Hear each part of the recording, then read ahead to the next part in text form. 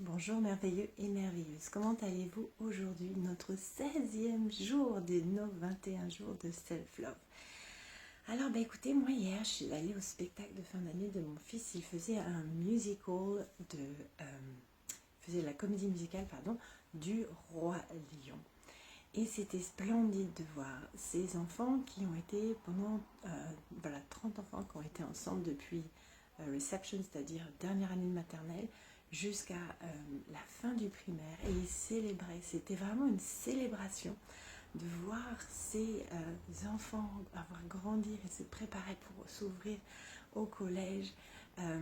Et vraiment c'était merveilleux de les voir, si sûrs d'eux sur scène, tous avec des talents extraordinaires de chansons, etc. Les plus timides qui sortent, qui se révèlent en fait aussi sur scène.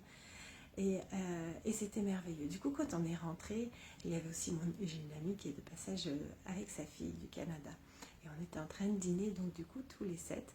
Et je me suis dit, ben, après tout, allons, célébrons un petit peu ce qu'on a fait cette année, tous les accomplissements qu'on a eu pendant l'année. Prenons ce temps de célébration, de nous arrêter. Et du coup, c'était super de voir que finalement, on n'y avait pas forcément pensé. Mon ami me disait, mais finalement, moi, je n'avais pas tellement pensé à me dire, à célébrer. Voilà, j'ai passé 3 examens. Maintenant, du coup, je suis à un niveau supérieur dans ce que je suis en train de faire. Et j'ai pas pris le temps forcément de célébrer. Et les enfants de réfléchir, mais en fait, qu'est-ce que je peux célébrer ? Et cette année, que ce soit pas forcément que scolairement, ça peut être aussi, j'arrive maintenant beaucoup plus à rester calme quand je fais ceci, cela, ou il y a plein de raisons de célébrer. C'est marrant de voir qu'il faut s'entraîner, que ça s'entraîne aussi cette façon de célébrer. En fait, qu'est-ce que j'ai fait ? Je m'arrête et je célèbre les accomplissements. Donc vous me voyez venir avec mes grands sabots. Aujourd'hui, j'avais envie de vous inviter à célébrer, peut-être en famille, peut-être avec des amis, avec un ami, avec votre amoureux, avec votre amoureuse. Prenez ce temps, je vous invite à faire ça, prendre ce temps à ce que chacun dise, mais en fait, quels sont mes accomplissements de l'année ? Qu'est-ce que j'ai fait ? Quels sont les pas que j'ai fait cette année ? Et puis, faites-en une fête. Sortons le champagne, sortons les jus, sortons, je sais pas, faisons un dîner. Moi, j'ai bien envie de faire ça ce soir. On en a parlé hier, mais j'avais pas préparé après les